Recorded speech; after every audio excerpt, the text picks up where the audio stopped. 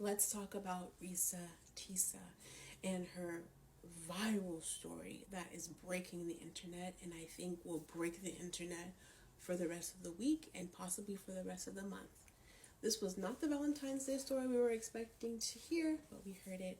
If you don't know what I'm talking about, her name will be linked down below. You can watch her 50-part series detailing what happened to her between 2020 and 2021 with a man named Legion. Wow.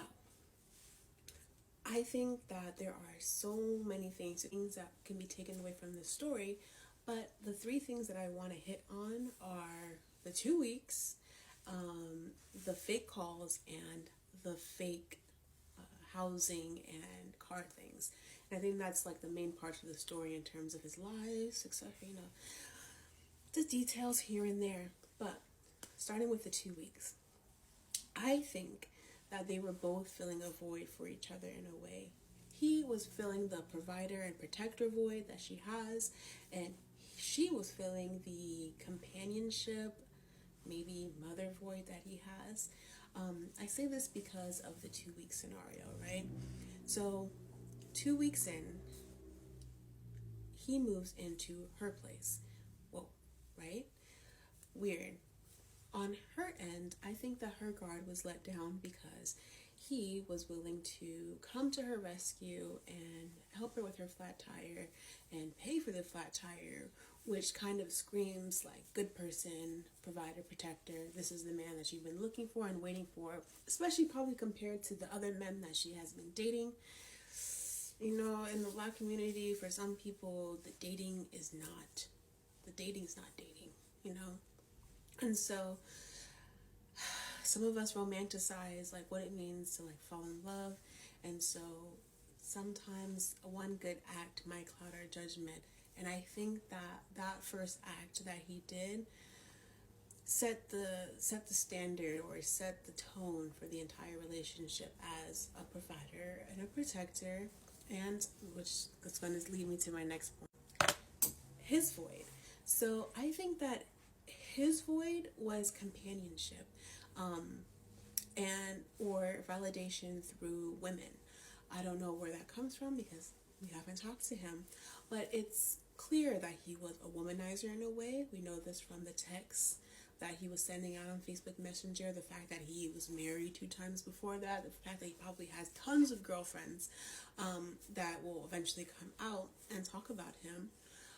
But it seems like his void is more so about companionship, but female companionship. Women are the best thing that God ever put on this planet. So, of course, people want to be with us. People want to be around our energy, be around blah, blah, blah, blah. And there's no better energy than a happy woman, right? Which leads me to why was he bringing her to these houses, having her drive the car? She thinks that it was sadistic, but I think that's because she was in the situation. From the outside looking in, it seems like he actually fed off of her happiness. And the fact that him keeping her happy meant that he got to stay around. And because he's leeching off of her resources, her energy, just her, then he will do anything to stay in her life. Yeah. So those are the two voids that I wanted to talk about. My last thing I want to talk about is those phone calls, right? So being a provider and protector got him in the door. Because I'm sure that got him in the door with his last relationship and the relationship after that. Being a provider and protector got him in the door. But obviously, women can sense we all need more than that after a while. Maslow's hierarchy of needs.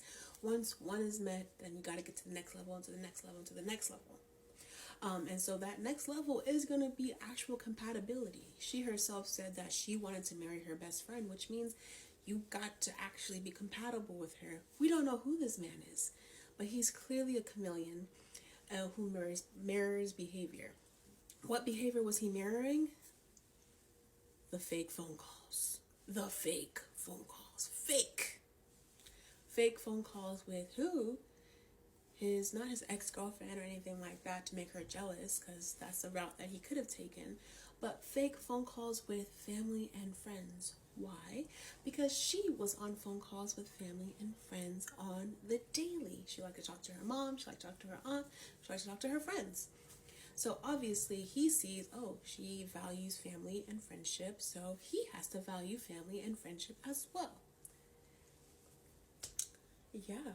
So there's a lot of nuggets to take from this story. I am so sorry that this happened to the woman, Tisa, but I hope that 2024 is your year and that you come back better, stronger, and richer.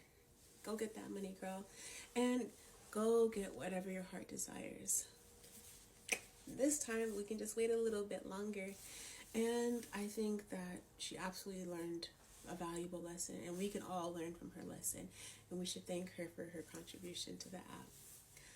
Have a good day, love yourself, and if you can, have his kind of confidence. You better be able to walk up into that dealership like, I can't afford anything here, but I'm going to test drive your cars.